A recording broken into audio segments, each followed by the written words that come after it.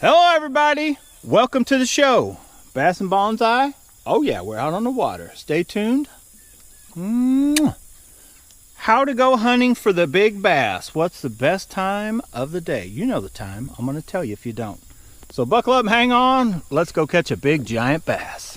Hello everybody, welcome to the show. Real quick, I tried to put an intro together. I think I turned it into a whole video on its own. I talked for like 20 minutes about rod, reels, combos, and all that BFS.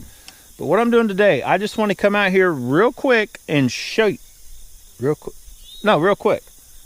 I want to come out here and put a video together showing you why you kind of need three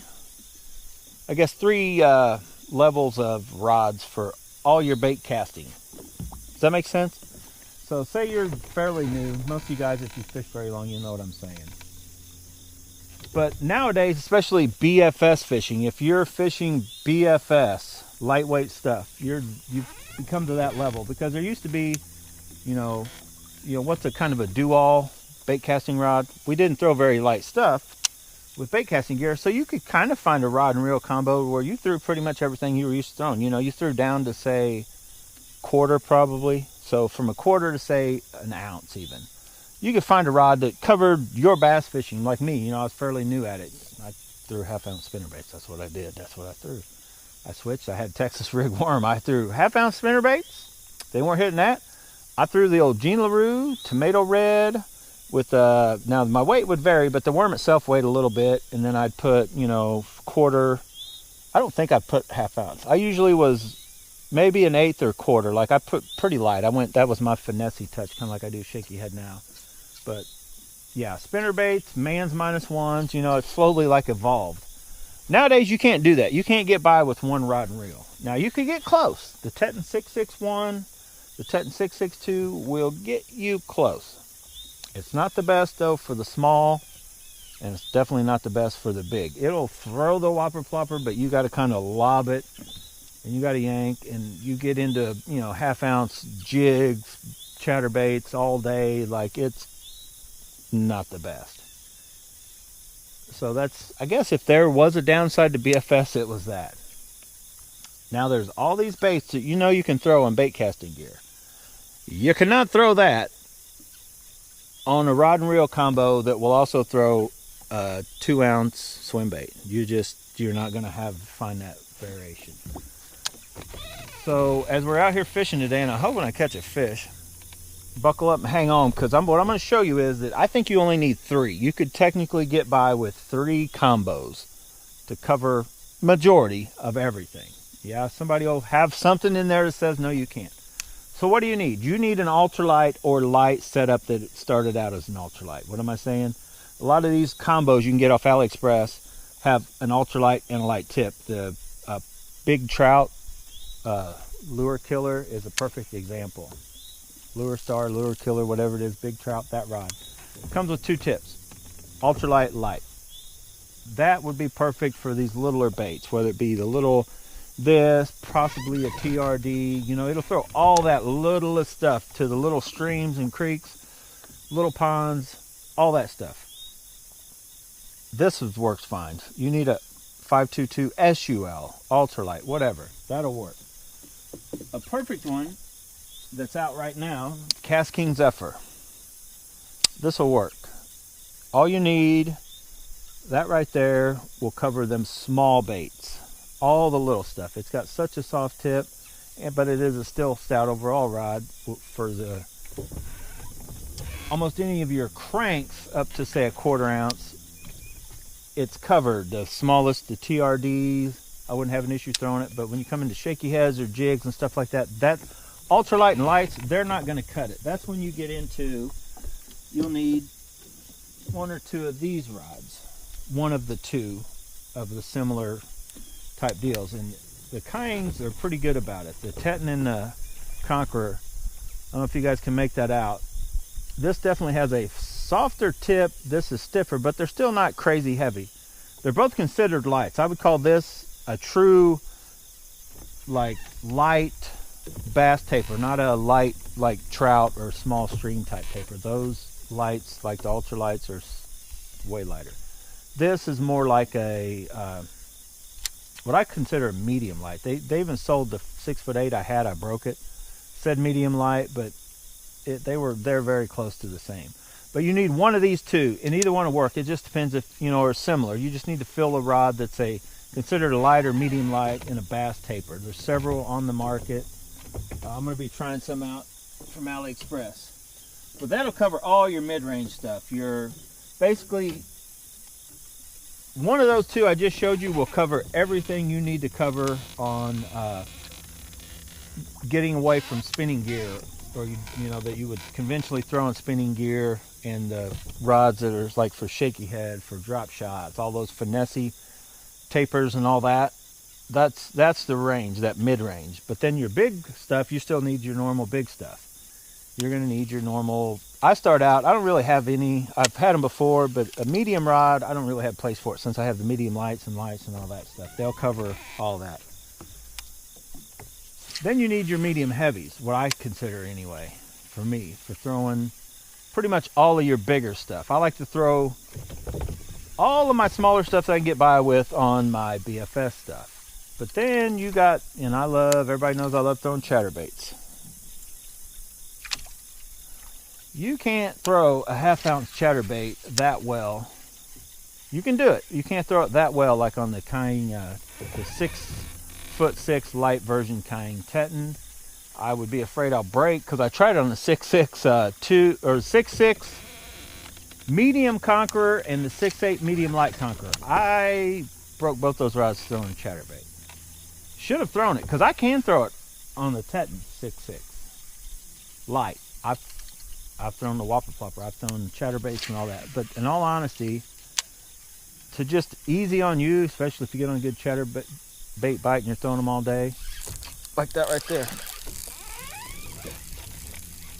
you're better off. Oh, come on, hook. You're better off to have a rod like this. Now that was, and I've talked about this before, that was the jackhammer. I've lost just as many fish on a jackhammer as I do with the Z-Man, the original. But you just, it makes for a lot easier. You can work the bait better, you can get the good hook sets and all this and that. Come on. Oh, right at the boat. Oh, did you guys see that little guy? Did you see him? Started. But I think I'm going to be in for it here very shortly, because I think we're going to get into some rain. There's a fish. Now he's coming at me. He's still coming at me. He's still coming at me. There he is. Oh, he's under the trolling motor. He's under the boat. That fish. It's a decent bass. He was on fire. Watch that line break and lose my TRDs. Okay, so it worked. All right, there he is, boys and girls. Get back out there. And I don't know what it mouth, kind of weird. You got it. Now that one I yanked and you could hear the drag go. So he shouldn't come unhooked. I mean, I yanked on him. And he is actually hooked on the outside. So he is hooked on the outside of the mouth. It tells me they're not necessarily eating. You gotta know when to hold him. Know when to walk away. Know when to run. You never can short me. While you're sitting at the table, there'll be time enough for counting them bass when you get them to the boat. That is not the one that was there, but it is a bass. Let's get that other card. Let's get this day going. Oh my goodness. I'm going to switch out this worm too. I'm going to put my money where my mouth is on a couple things. I'm going to show you the kind of the reason to fish a bunch of different, you know, medium heavy, then down to the medium light, and then the ultralight. But this part of putting my money where my mouth is, a couple things. I'm almost afraid I'm going to break this rod, but I got rods coming, and I mean, I know a jerkbait is technically kind of heavy, but this rod should throw a jerkbait, right? Oh, it looked like something big was right out there. Here, I know that spot looks good, but my side imaging showed me like something just setting out here. I don't know what it is. Could be, there's some big grass carp out here, but something is right out that way, just kind of out by itself. So I'm gonna reel that down. I should be able to, got a fish. I say I should be able to jerk pretty fast. You know, that isn't what I saw setting, but right out there, I've been trying all this other little finessey stuff, and this a jerk bait isn't really a finesse technique when you're jerking it fast and stuff. Now, sometimes in the winter, but what I'm hoping is for a big bass. We're in that magical witching hour. It's 11:45. I'm kind of past it, but I took all that time. I realized I'm like, I ought to fish from now, if I make it till like 2 o'clock, 2 o'clock, with bigger baits. I ought to fish for bigger bass. Didn't work out for me. I do have my pliers in the boat now. I probably need to get them, because that, no, I got it. That hook was in him. But anyway, the last thing you want to do is get on a good jerkbait bite and have something that just is aggravating. You know, this is hitting me there. This is just jacking. You can already see a little mark. I just started doing this. So like say if I got on a couple hours of fishing this, there's no way. Pretty good long cast.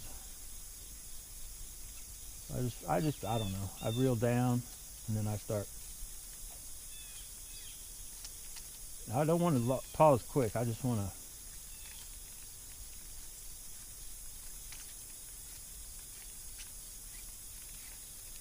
Got another one. I think I got another one. Oh yeah, I was getting ready to say, I think I got another one, but I swear that bill kicked in when I started reeling fast, and it felt like it was the bait coming in. So what I've noticed is both times that I got to get real fast pace. Like they do not like it slow. Both times that fish hit is when I really kicked in the like harder jerks and faster, almost no pauses, just jerked back to almost right to it. So I need my pliers.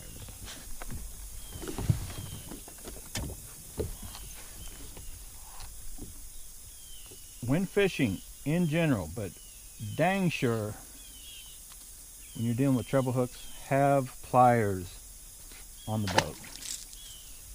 And you can do these different ways. You can kind of give it the sense of like you're pulling it off the grass. Like that. I got a big fish. Oh, that is a big one. That's why start throwing the big bait. Stay on. I hear my clicker going. Big bass, boys and girls. I don't know for sure how big, but 4 to 5 pound range, I'm guessing. Nope, 3 pound. Oh, he's skinny. You need to, oh, I know why you were trying to eat that now. That fish is so freaking skinny. That is probably 3 pounds. It should be 4. And this is the time of year they're probably just now really starting to wanting to feed up. Let's get over here where we can see him. You guys see that poor fish? Let me get it up here. I may even weigh it. I don't know. I want to keep it too long. Hold on. Hold on, girl. Jesus. Let's take a gander at this. I would go woo, but I'm honestly feeling sorry for this poor bass. I don't know what state of shape this place is in. The little ones, that's maybe just it. There's just too many little ones. I need to probably next year set out here early spring before anything spawns maybe, and just catch a lot of the little fish. It'll do a couple things. It'll get the little ones out of the way, plus it'll leave way when they do spawn. The little ones won't eat as much of the little stuff up. But look at that fish. Can you guys make out how scrawny this bass is? Big freaking mouth. Almost, you know, not quite. I got a big fist. Oh my God, that fish is scrawny. I'm gonna get it. Still trying for that big fish. Big fish, not little. I want that big boy.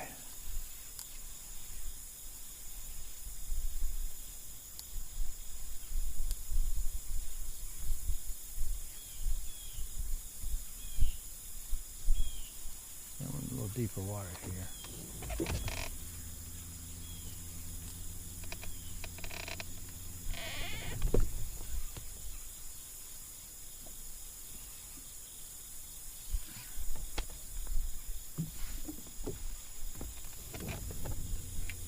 Oh, there's a hit right at the freaking boat. Killed it. I felt that thunk. I don't know if you guys heard it.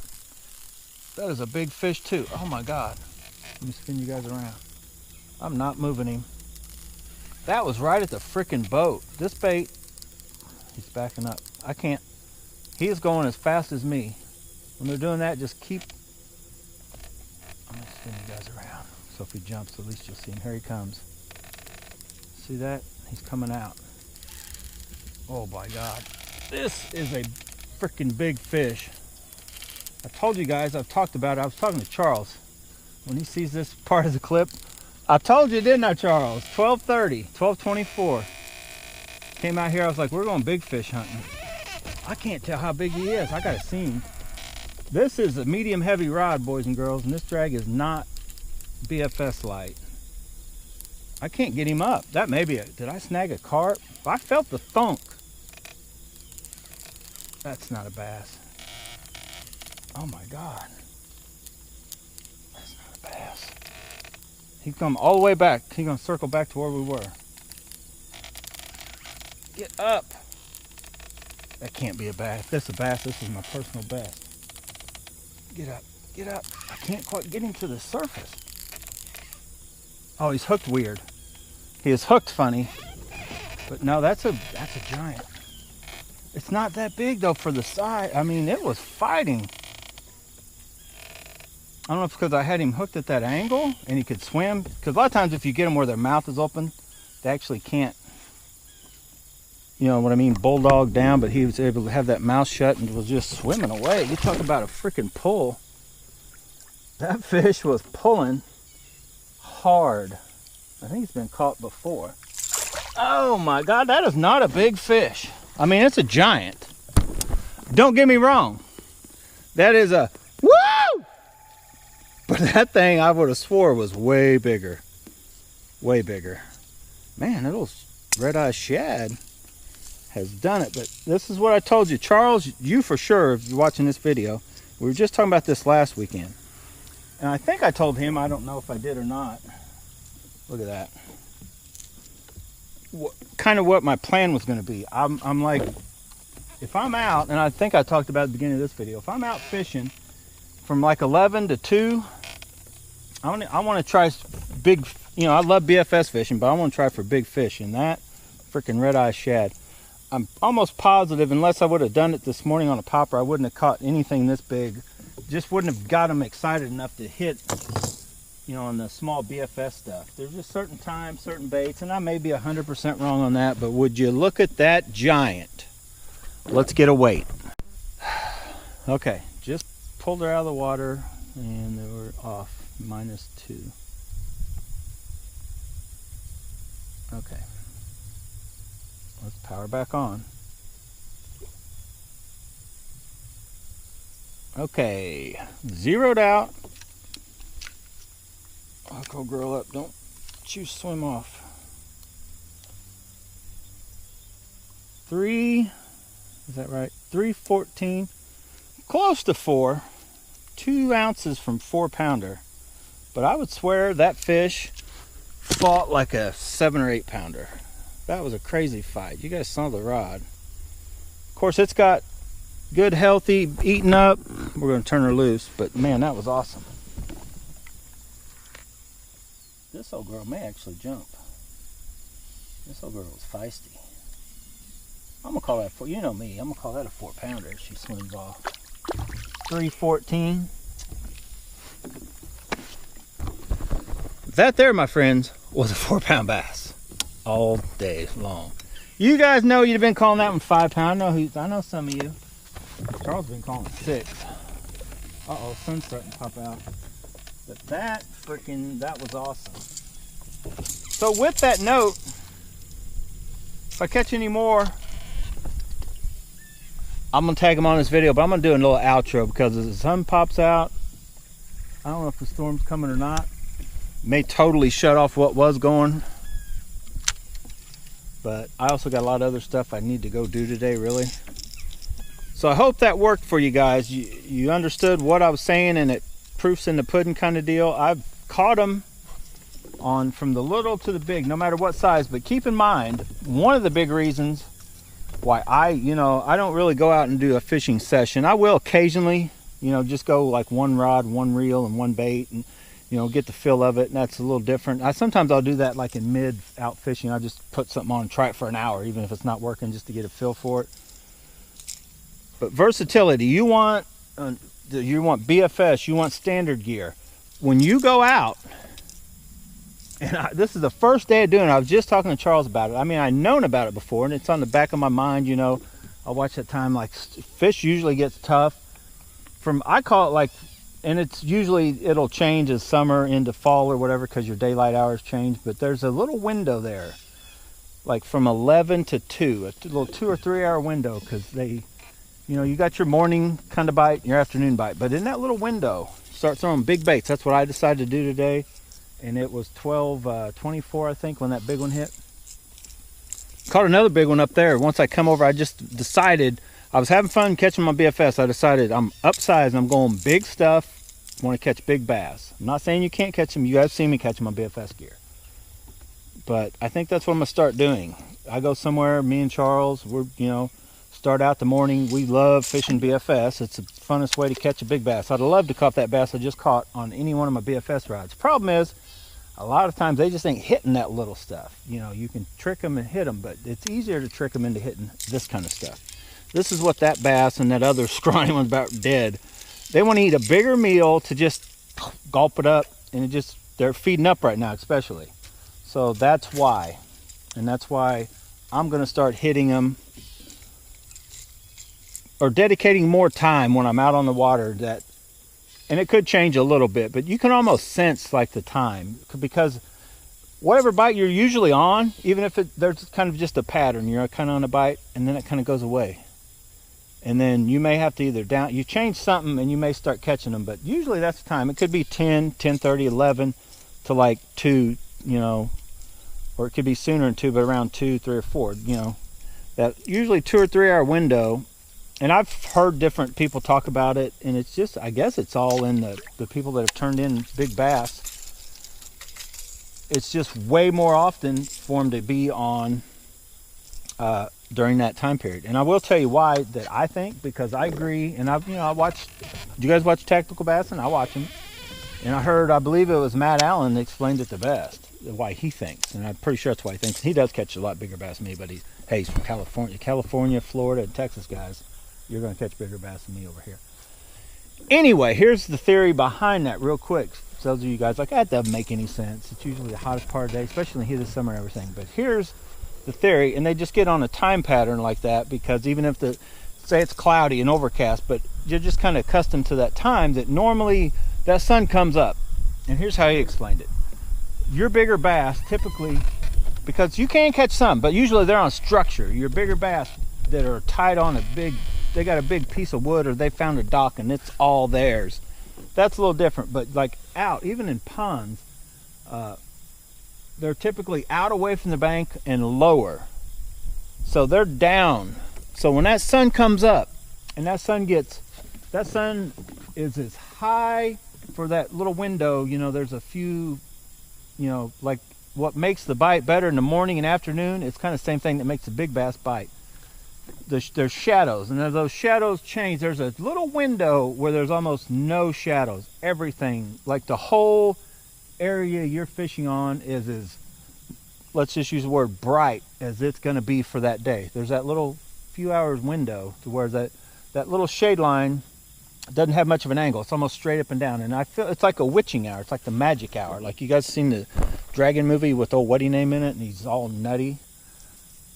But same thing, like when there's that low light and you kind of trick them into hitting. The big bass, I think, like Matt says, I agree with what he said.